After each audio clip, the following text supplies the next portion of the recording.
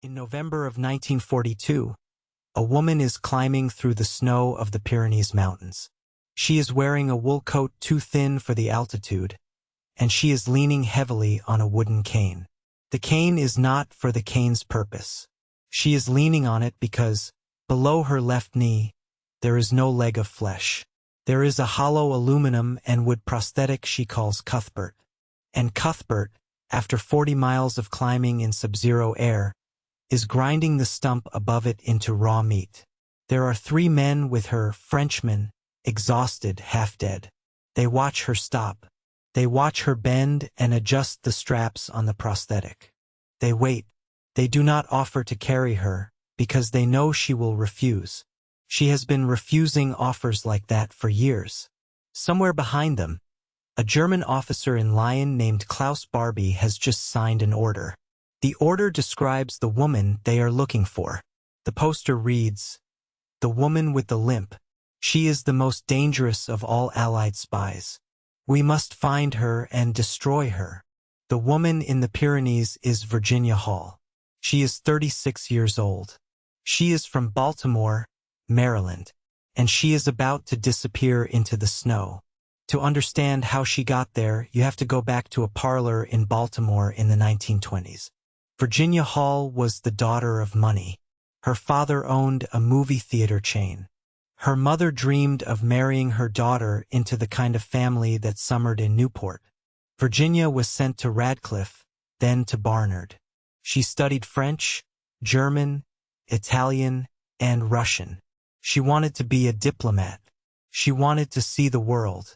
In 1931, she got her wish, a clerk position at the American Embassy in Warsaw. It was the lowest rung of the diplomatic service. She was 25 years old, and she was furious about the title because she knew she could do more. But she went. 2 years later, she was on a hunting trip in Turkey. She was climbing over a fence with a shotgun in her hand. The shotgun caught on her coat. The trigger pulled. The gun fired into her left foot. By the time they got her to a hospital, gangrene had set in. The doctors took her leg below the knee. She was 27 years old. When she recovered, she returned to the State Department, and she asked them to make her a diplomat. The State Department had a policy. Amputees, the policy said, could not represent the United States. She was a clerk. She would remain a clerk. She quit.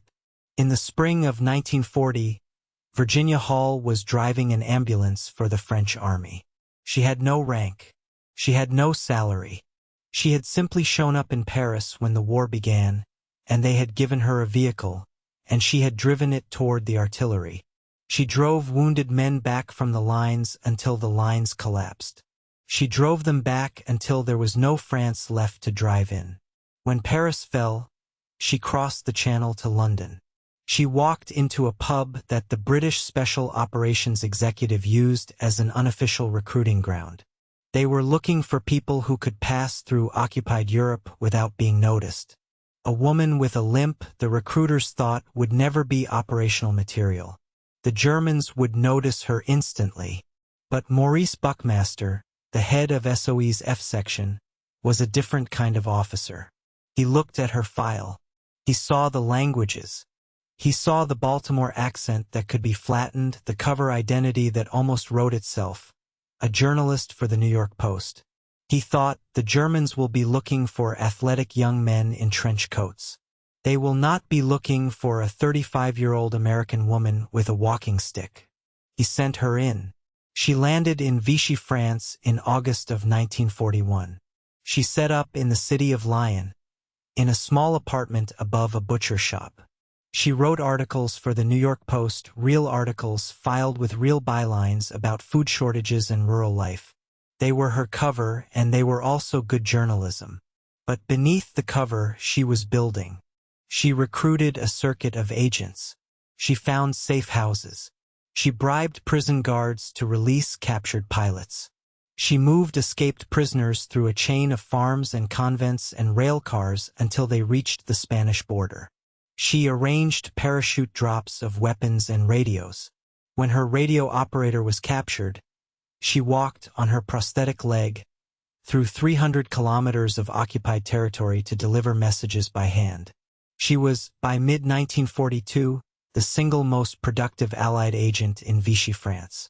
The Germans began to hear about her in fragments. A whisper from a turned agent, a name in an intercepted transmission, a pattern they could not quite name. They began to call her, in the way men do when they are afraid of something they have not seen, the woman with the limp.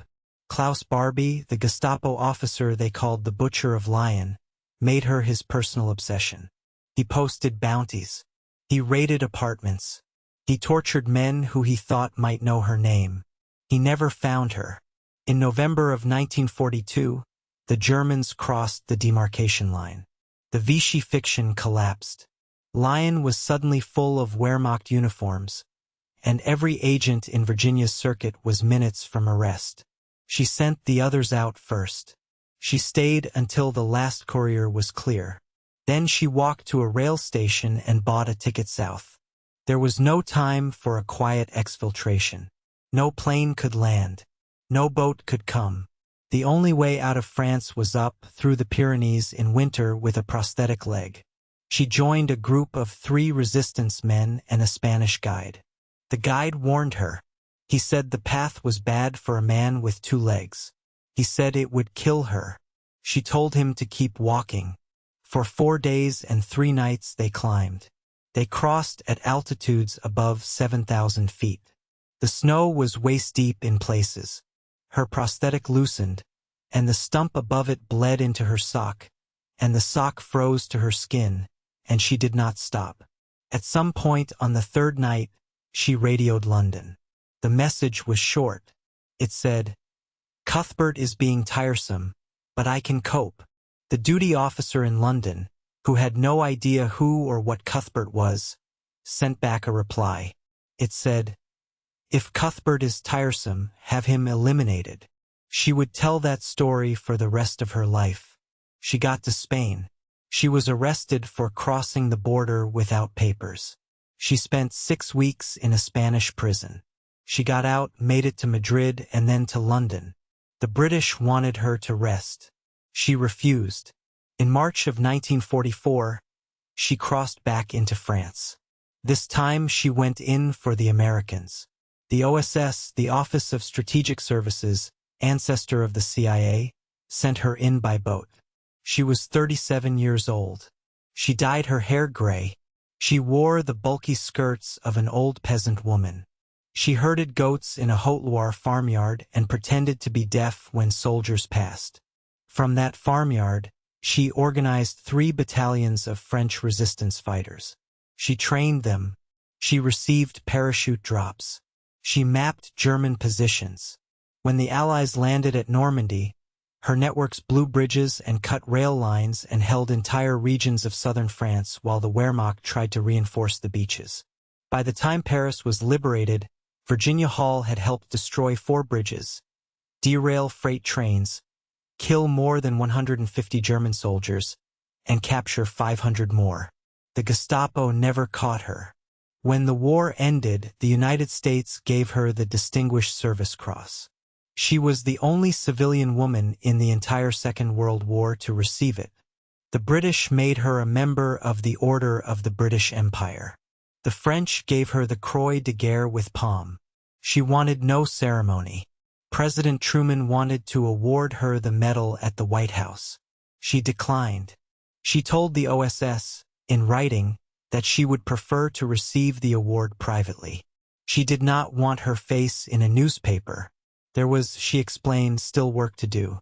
She joined the Central Intelligence Agency in 1947. She spent the next 19 years there. She was, by every measure of her career in Europe, the most operationally accomplished officer in the building. The agency did not promote her. The men around her, many of whom had never run a circuit, never crossed a border, never broken a single prisoner out of a single jail, were given the senior posts. She was assigned to desks. She wrote analytical papers. She watched the next generation of officers go out into the world she had helped build, and she trained them quietly and she did not complain. She retired in 1966. She lived for 16 more years on a small farm in Maryland with her husband, an OSS man named Paul Goylet. She raised goats. She made cheese. She rarely spoke about the war. She died on July 8, 1982. Her obituary in the local Maryland newspaper described her as a retired federal employee. It did not mention the Gestapo. It did not mention Cuthbert.